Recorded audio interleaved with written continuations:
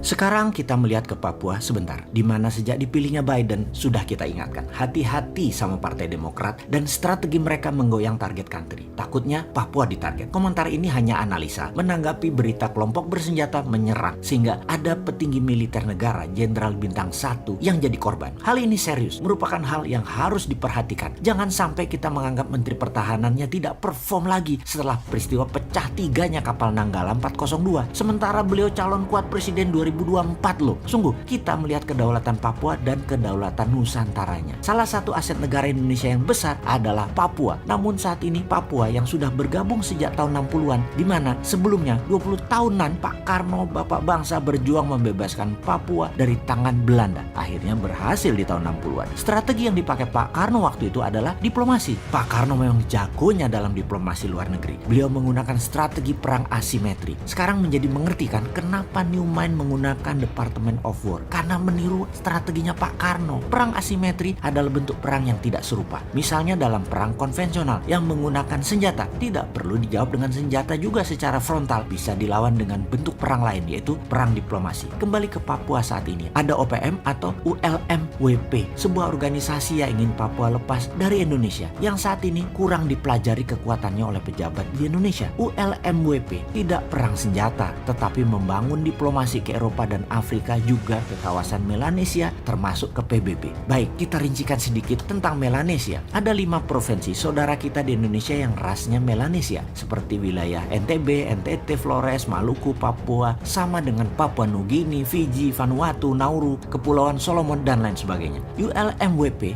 United Liberation Movement of West Papua, ini mepet secara kultural, ras, dan diplomasi ke negara Melanesia. Saya cukup tahu wilayah itu semua karena lama beredar di sana atas nama informasi. Saat ini menjadi pejuangnya adalah Dubes Indonesia untuk New Zealand. Berat tugas dia. Berat memang melawan perang asimetrik di Papua itu. Perlu keseriusan pemerintah pusat juga. Kita melihat kelemahan bernegara yang terus jadi pelajaran dan jangan terulang lagi. Misalnya dalam kasus Sipadan Ligitan, pulau yang diambil Malaysia. Malaysia itu tidak pakai senjata. Malaysia pakai kerja 20 tahunan. Malaysia melobi Mahkamah Internasional, melobi PBB, dan meletakkan tradisional fisherman Malaysia terus beredar di sana, sehingga uang, currency, radio, dan penduduknya hanya kenal Malaysia. Ketika waktunya tepat, Malaysia klaim Sipadan Ligitan.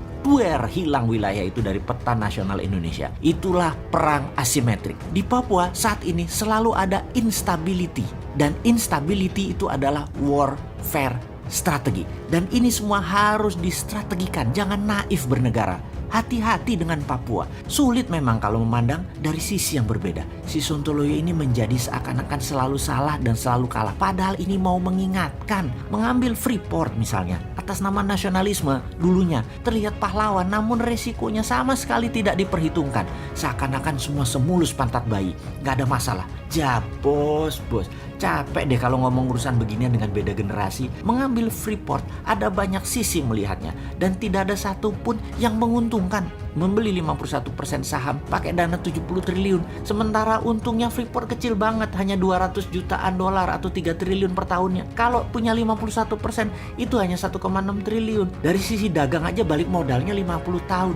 Geblek bener deh konsep bisnis di otaknya untuk mengambil Freeport dengan cara kemarin loh ya. Atau dari sisi manajemen deh, ternyata tetap McMoran yang kelola, walaupun sahamnya 49% atau minoritas, tetap yang 51% tidak berdaulat. Ingat ya, Freeport itu outputnya atau hasilnya hanya koper konsentrat, bukan gold. Kemudian koper konsentratnya dikirim ke 3 lokasi, ke Jepang, Spanyol, dan Gresik. Yang di Gresik hasilnya apa? Bukan emas juga, masih anoda slime. Jadi mereka berusaha untuk tidak buat finish produk yang pure gold 99,99%. Anoda slime-nya dikeluarkan lagi, jadi pajak negara dapatnya kecil. Dia kali sudah 6 presiden sampai saat ini nggak nyadar juga. Dasar old mind. Kesel banget deh gua urusan beginian. Kita kembali ke Amerika saja dulu deh. Biden dan timnya di belakangnya yang solid serta punya pengalaman bernegara yang panjang, maka ada jabatan strategis Dan itu bukan menteri yang dipilih di awal, tetapi jabatan siapa memimpin lembaga intelijen seperti NSI, FBI, DIA, dan CIA. Selain pejabat utamanya, maka deputi-deputinya ditempatkan dulu orang-orang yang akan dipakai untuk menaklukkan dunia. Maka mata panah Bosman pribadi adalah seorang yang bernama Michael Morrell sebagai wakil direktur CIA. Dia adalah orang lama yang sangat loyal kepada Clinton, Obama, juga Biden. Kita lompat sebentar untuk mengingatkan who the hell is Morrell.